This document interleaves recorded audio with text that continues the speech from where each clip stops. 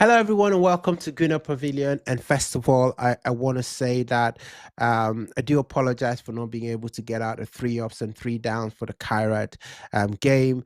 That was because I was unwell, and I'm only just beginning to get myself. And so jumping on this, I was actually at the Kairat game in midweek, but then shortly after that I fell ill, so I wasn't able to record. So I do apologize for that. And also, full disclosure, I am recording this very, very late. So I do hope that you guys get a chance to watch it before the game, as well. But if not, you can always come back to see some of the things that I did. I did do this research, before falling ill. So, and I think that a lot of it is still relevant. But guys, don't forget to hit that like and subscribe button. I do appreciate all of you that have been increasing the numbers. I've seen a number of you watching the videos a lot more. So that really, really, encourages me to make more. So I really, really appreciate all of you. Right, so let's get into the preview for Leeds versus Arsenal on a very wet day in the United Kingdom today. And yeah, so I mean, Elland Road, Saturday afternoon, it's one of those away games that always on the fixture is always a little bit tricky. It's a distance to get there as well. Arsenal had to go there via coach. You probably heard about some of the disruption with the Arsenal flights and things like that. But actually, I heard that it was just guidance that they should take the coach rather than, take the plane. So that wouldn't have been, the sort of planning that Arsenal would have wanted, because this is a response game. Arsenal have gone 3 league games without a win.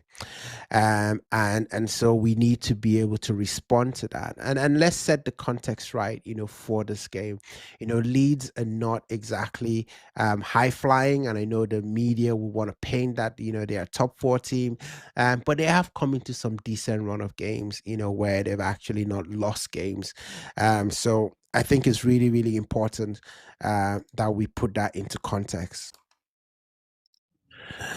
So Arsenal are still top of the league, but it does feel like momentum has stalled. And that defeat, to Manchester United, at the Emirates, wasn't just a loss.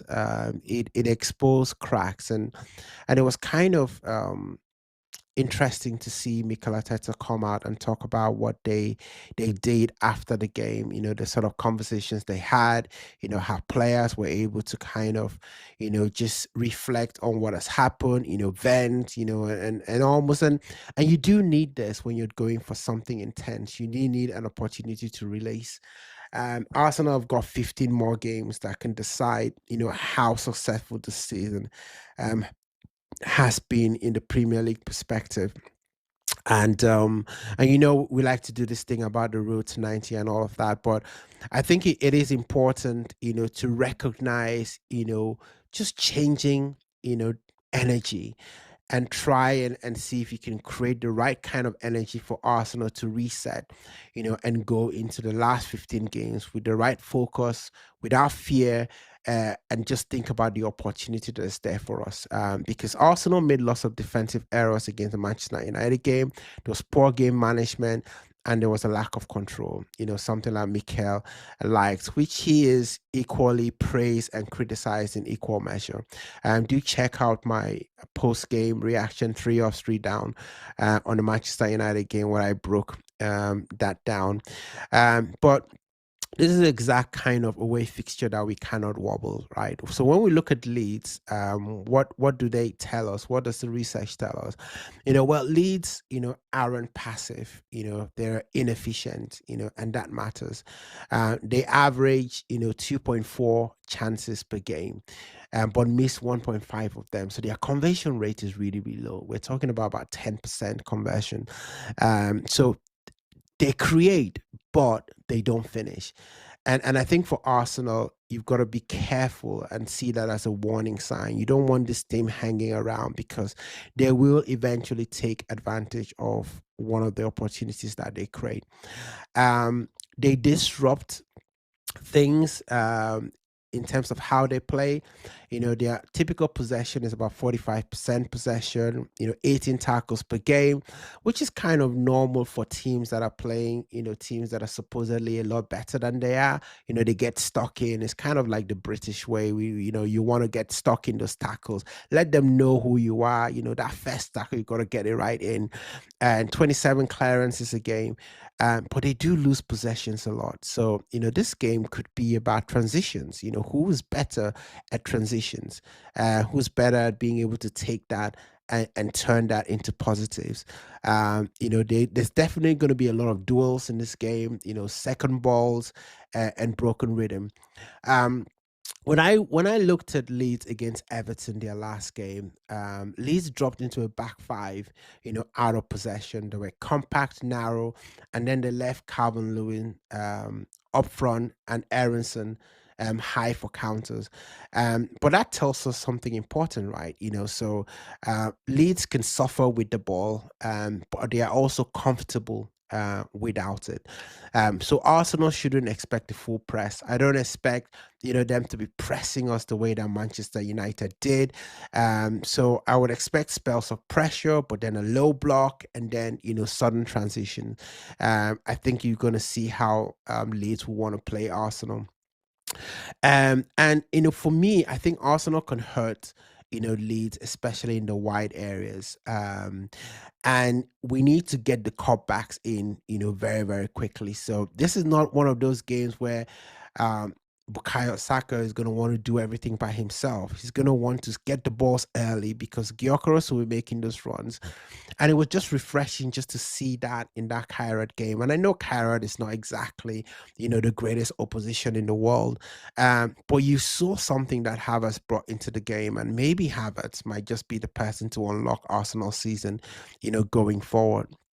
But I just thought that he had combinations, that allowed, a lot of crossing into the box. We had a couple of those in those games. Gyökeres should have scored, a couple more. But we've got to utilize that in this game. And Leeds don't like people crashing into the box.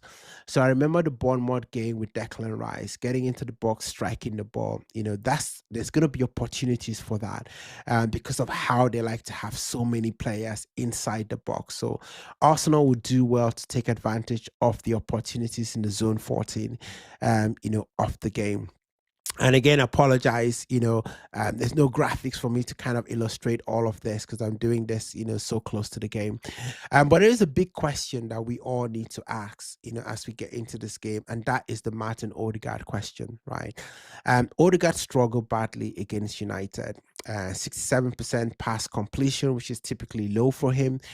He's usually up there, 10 times possession loss. Now, I don't say that because he was higher than everybody else, not necessarily, but I say that because he was higher than his typical average. His last 5 games, he doesn't lose more than the ball 7 times.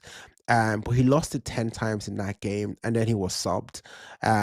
Clearly, Mikel Arteta, did not like what he was doing. And Mikel Arteta kind of, reflected and talked about that in his press conference when he was asked, about Ødegaard's numbers and, whether he likes Ødegaard's coming, so deep in within the game. And Mikel was sort of saying that he prefer him to be going the other way, so it does indicate that, Mikel Arteta doesn't really kind of like what Ødegaard is doing, but then he's his captain, right? So, what is he gonna do? Can we trust, Ødegaard to, perform? And I felt like even in the Kairat game, and it might be a bias, confirmation, but as soon as he came into the game, I just felt that we were taking too many touches compared to when we were kind of, making combinations. And it could be a coincidence with Havertz leaving and Ødegaard coming into the game. So I don't want to fully just put it on Ødegaard as well. Midfield is going to be important in this game. I don't know about where Zubimendi's head is right now, but definitely you want to have Rice. I thought Norgard played very well against Kairat. So would you want to play him? Maybe. So for me, my starting 11, going into this game will be Raya, at the back, Timber, Saliba, Gabriel. I don't want Hincapié left back. I think that he hampers us a little bit. This is a game that, for me, I think Miles Lewis Kelly should play if Calafiori is not fit enough. Then in the midfield, I would actually go with, Rice and Norgard. I think Norgard deserves to have another game, as well. You can bring Zubimendi in for the semi-final game against Chelsea, but I would say that Norgard plays this game with Rice, and then I think you play Eze in this game. Ødegaard can sit on the bench. I would like to see Eze, and I would like to see Havertz starting, and then you can have Gyökeres and Saka. That's how I will, sort of. Put that line up, but I'm sure that Mikel Arteta would do something else. And as we always like to do, let me just frame this in that road to 90, and probably the reason why I have been calm after the Manchester United defeat, because this game is in that manageable bucket, right? So Arsenal needs to win. This is the most important game. The Manchester United game was an emotional game, and that game can swing in either direction. But this is the one. This is the big one. Arsenal needs to win this one. Doesn't need fireworks. Just needs composure, discipline, and intelligence. We win this game, and we start to look towards Chelsea and the semi-final. So listen, my final thought on this: this will make this uncomfortable. They will fight, they will disrupt, they will want mistakes, but Arsenal have to stay patient, stretch that pitch, manage the transitions properly, and this is a game that they should win. I think Arsenal win this game, 2-1. It will be one of those sort of performance. It'll be gutsy. I think these players are up for the fight. I think that reset at the start of the week with Mikel Arteta may be just what Arsenal needs. So let's see how that goes. So, but guys, drop your thoughts in the comment section as well. Like and subscribe, and I'll see you in the post match. Hopefully, I can do one, win, lose, or draw after this game. But see you in the next one.